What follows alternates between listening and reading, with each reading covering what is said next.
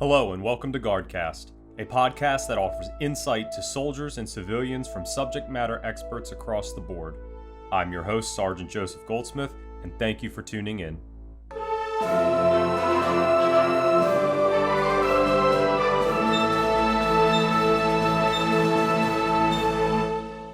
Thank you for joining us, everyone. This is Sergeant Joseph Goldsmith, and I've got Captain Markey here.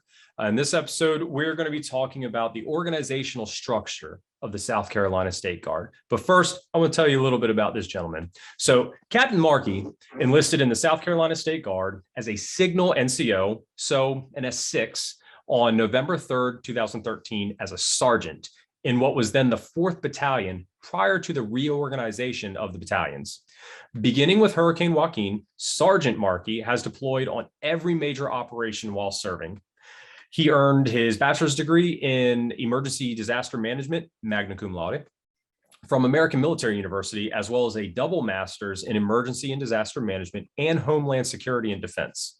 During his education, he was offered a warrant officer's commission and was transferred to the personnel officer's position, that's an S1, within the 3rd Battalion, where he served 5.5 years and was then given full commission to first lieutenant. In June of 2019, Lieutenant Markey was offered command of Alpha Company, 3rd Battalion, and is the post in which he currently serves. Recently, Lieutenant Markey has been promoted to the rank of captain. Captain Markey also serves as the Director of Operations for the South Carolina State Guard Honor Guard, which he was instrumental in standing up in 2015 to provide final military honors to all 6 branches of the U.S. Armed Forces. So, Captain Markey, it's great to have you on the show today. Thank you for having me. It's great to be with you in studio. Yeah. So, organizational structure of specifically the South Carolina State Guard, but state guards and state defense forces in general. Mm-hmm. Okay, so if you're in, you know what we're talking about, whether you're state defense force, state guard, National Guard, you get it. But for those of us that might be actively in the process of being recruited, Mm-hmm. or you're a civilian and you're trying to just learn more about who we are and what we do, can you tell us, just kind of to start, like, what are the major components of state guards and state defense forces? Okay, that's a really good question, because people want to know what they're getting into and where they may be serving. And typically, most state defense forces are set up in a very similar way to the United States Army, or the federal side of it versus the National Guard side of it. But in South Carolina, we are what's known as a major subordinate command of the South Carolina Army National Guard. So what that means is that we have legal authority as a state defense force, and we actually answer to the TAG, which is the Adjutant General, the commander of the National Guard for South Carolina, and the governor of the state of South Carolina. So what that means is that's basically the chain of command, because chain of command is very important in the Mm-hmm. military. So we have a very regimented chain of command, and our state defense forces are set up as a single division, which is based in Columbia. And that's where you'll go to FMRC, and some of those things that you do administratively are at division headquarters. And below that, you have the 1st Civil Support Brigade. Mm-hmm. Okay, and then you have the brigade level folks, and they manage the 3 battalions that currently exist in the State Guard.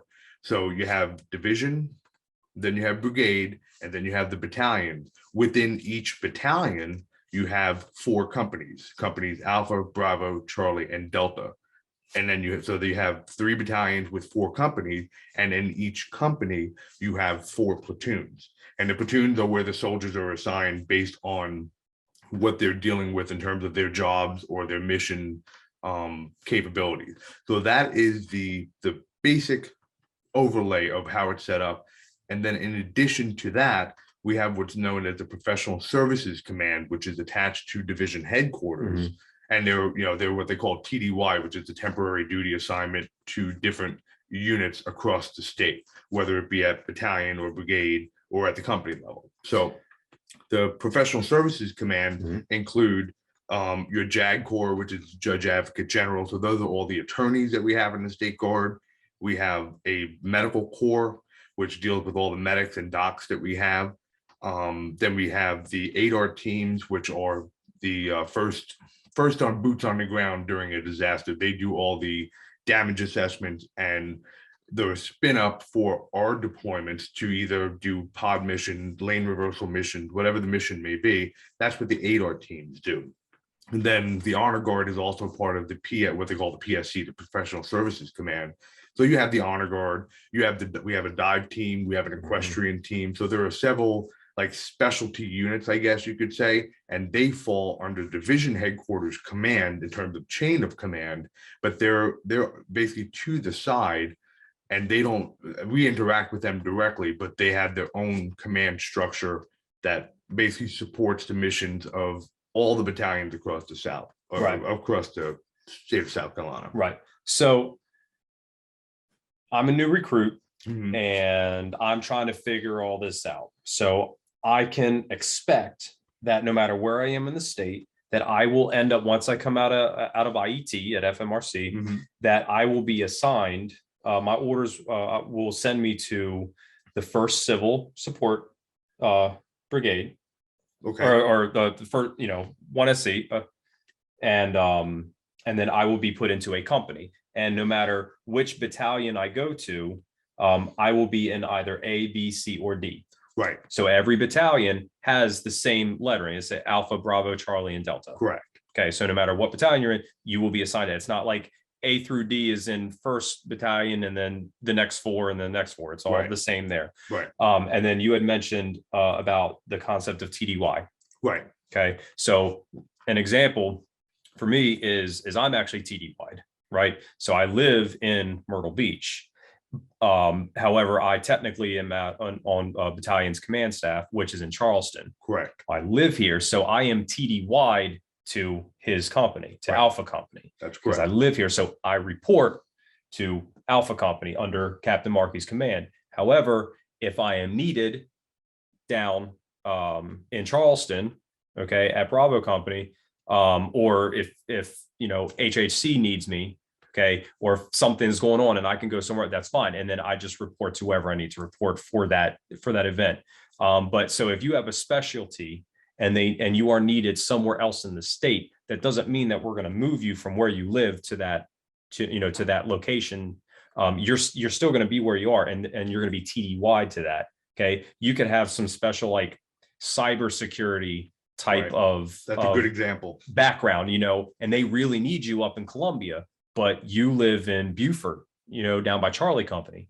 Well, you're going to be TDY to Charlie Company, but you will be reporting, more often than you might want to Columbia. Now that could just be a telecall, like you might just log on and go there, or you might Right. have to drive there. It just kind of depends on the mission or the FTX or TTX or whatever it is that we have going on. There you go with the acronyms. Yeah. So field training exercise, That's the for FTX. FTX. TTX is our tabletop training yeah. exercises. So, and I'm sure you've covered this in other podcasts, but No, actually, I don't think need a glossary. For Yeah, we do. all the acronyms. Yeah, we do. use a lot. So how, and I know we kind of touched on it a little bit. So like, how do each of the components, support each other? Okay, that's actually a very good question.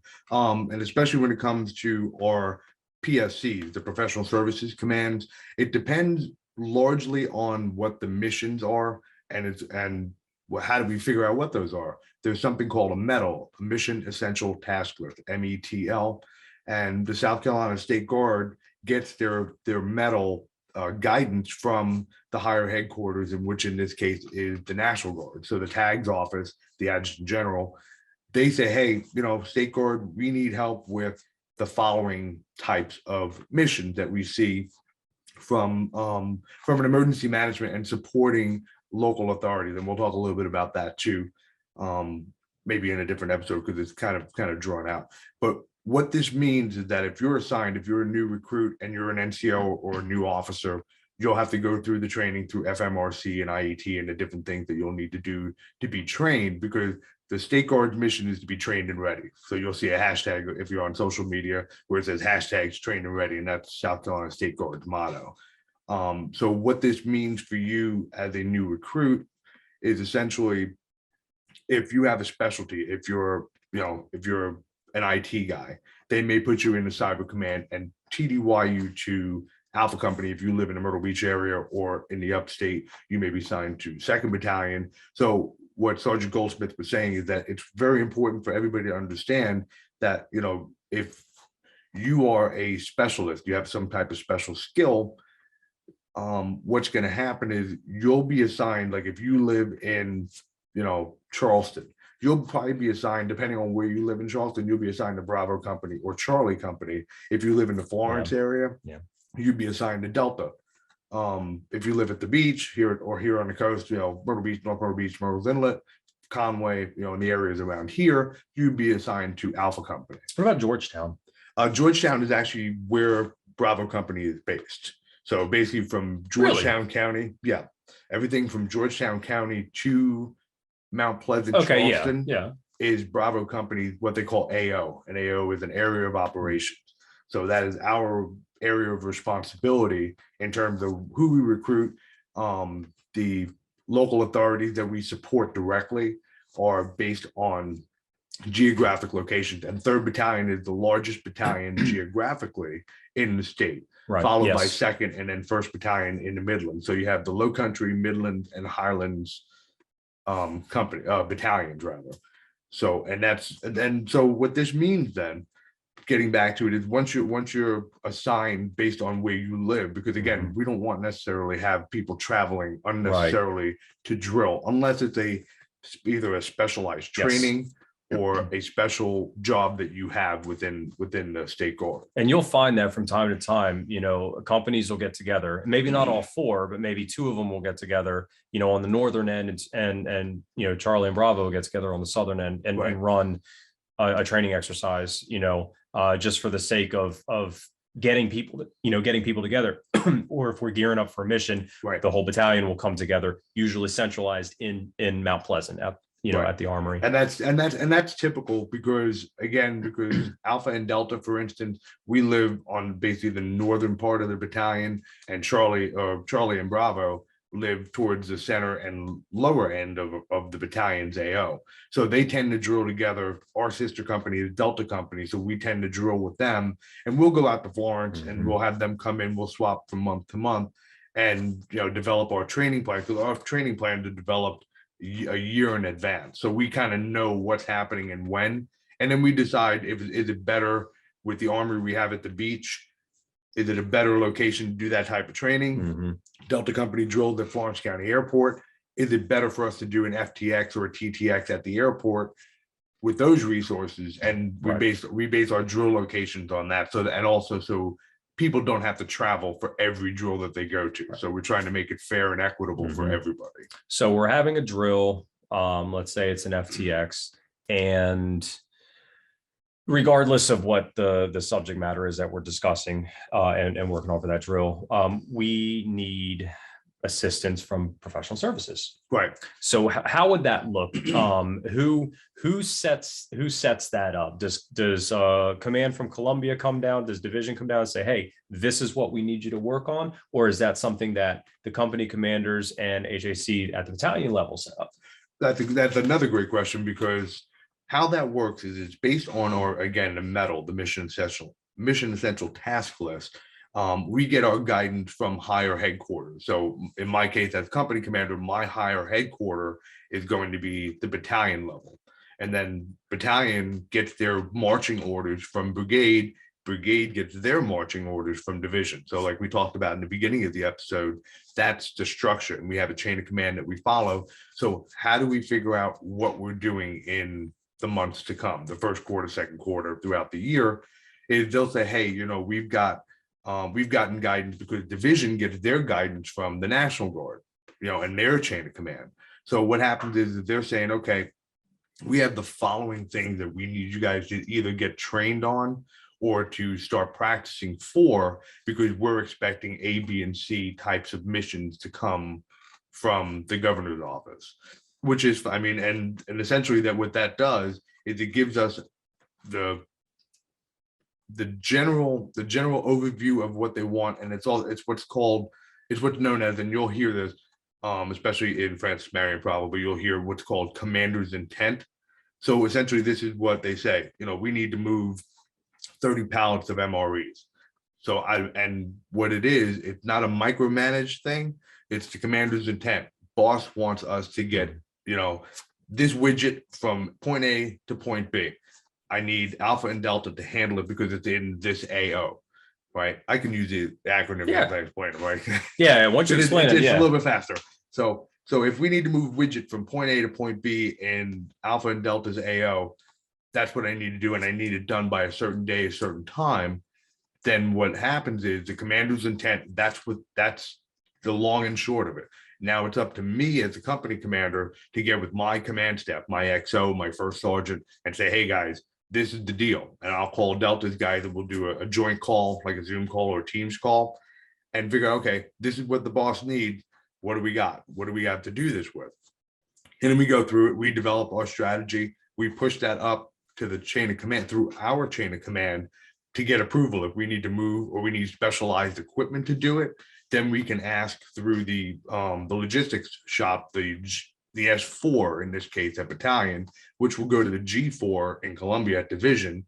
But the 4 shops are where the logistics are. And if we have a logistics issue and we don't have the equipment necessary to do the job based on what the commander's intent is, then we go through our chain of command to requisition either specialized people from PSC to help us do something specific, or through the personnel office if we need more people from other places, from other companies or sister companies in the battalion.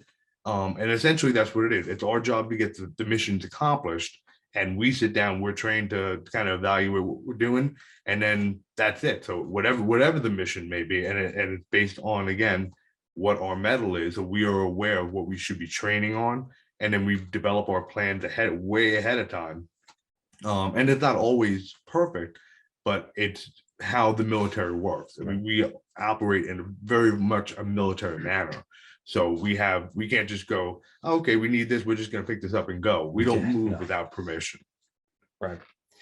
So talking about similarities with like the Army, for example. Sure. Let's talk on that. Let's talk on that point a little bit. So what are the similarities and differences between, State Guard, State Defense Forces, the National Guard, and the Army?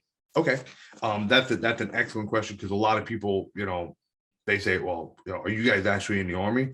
Well, legally, no, we are not, because here's how the military structure works.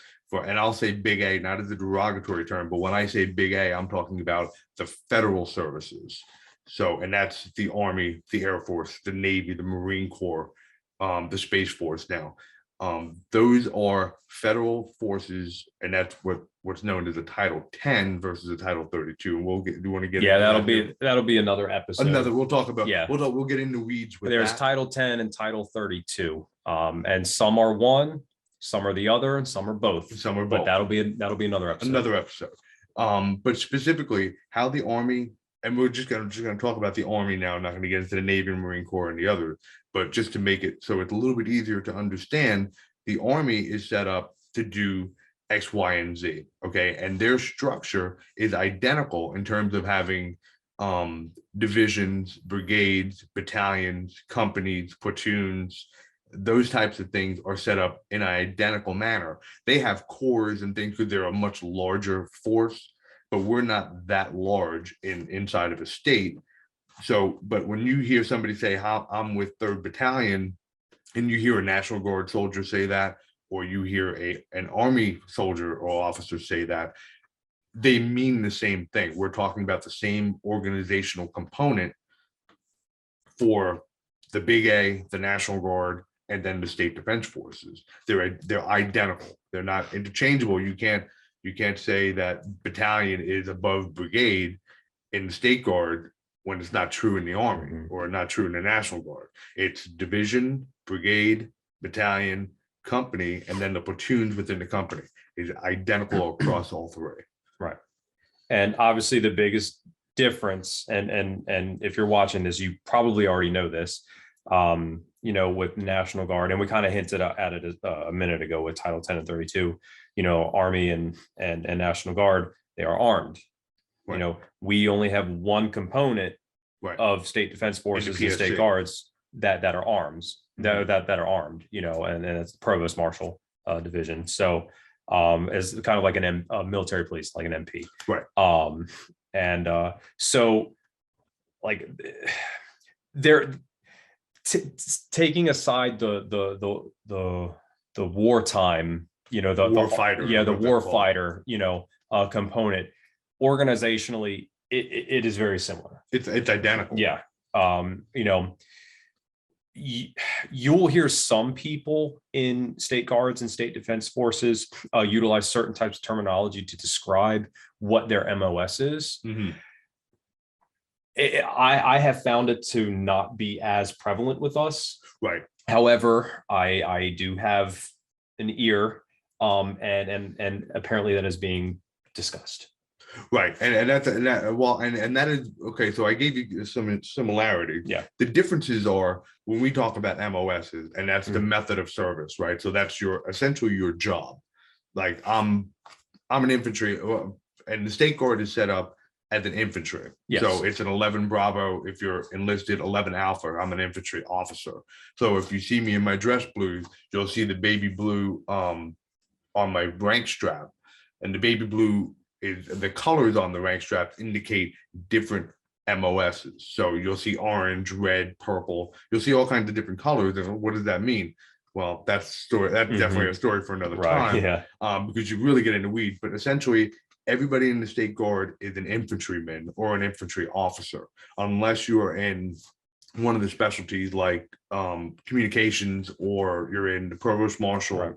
or medical, or engineers, because we also have an engineering corps too. So I mean, we have several different units within the PSC that have all of these different MOSs. But for the most part, the rank and file, the company level people, the battalion level folks are going to be predominantly infantry. So Right. we're organized as an infantry unit, at all the levels that we have, with the specialties kind of muddying the waters with their own MOSs. But we don't necessarily have, like, I don't have a motor pool person, which is an 88 mic for everybody that's in the Army. We don't have those types of MOSs. But what Sergeant Goldsmith is indicating, that they're trying to get to that, because we're starting to get a little bit more subdivided and more specialized to Right. meet our medal requirements. Right, exactly. Well, not only that, but communication across the branches. If there's a major disaster and we're if we're on deployment with the National Guard or the Army, or if we never hear be the Army, but we'll talk well, about yeah. why. It'll be the National Guard. But because Army, inland, We'll talk about that, stateside. But if we're on deployment with the National Guard and we hear their chain of command, speaking, we need to be able to make sure that our soldiers understand that the acronyms that are being used. Right. So I'm hoping that everything We can is almost do a whole implemented. episode just on all the acronyms. Yeah, we A to can. Z. There's so many of them. And it's a learning curve, y'all.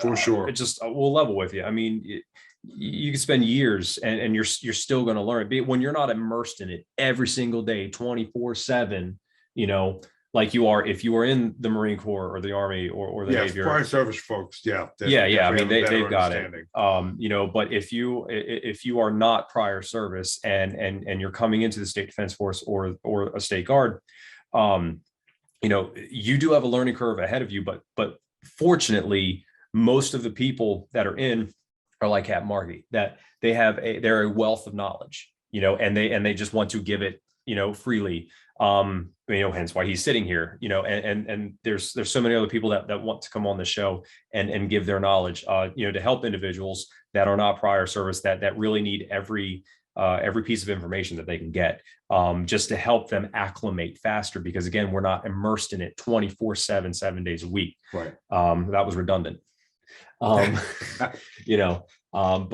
yeah, so I hope that was helpful. Again, similarities and differences between us, between the Title 10s, Title 32s, which we'll get to that. Right. A teaser for you. Exactly. How all the different components of state defense forces, state guards interact with each other, how they're broken down. If you have any questions, okay, if you're confused about anything that was said, leave a comment below. All right. I'm obviously I will see it. And if I can't answer them, I'll fire them over to him and I'll get an answer for you. Happy to clarify any questions that you may have, or if Absolutely. anything that we didn't cover that you're interested in learning about, or Right, yeah. because you kind of heard us talk about the PSC. There are a lot. Like I mentioned, the engineer as a tail, but not together when I was talking about the PSC. But there's, like I said, we have engineers, we have the chaplain corps, we have the medics. I didn't mention the chaplain, but we have so many different opportunities for people that are on the civilian side that can plug their skills in and volunteer their time to help support the folks here in South Carolina, because this is a great place to live.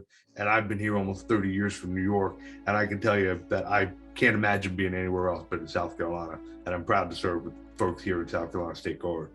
I agree with that statement. I agree with that statement too, very much so.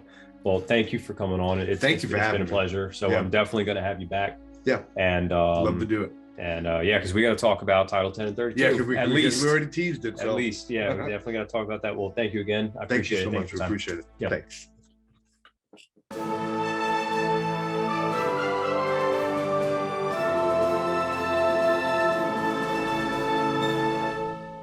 Thank you for listening. I hope you enjoyed it, and I'll see you in the next episode. This is Sergeant Joseph Goldsmith, out.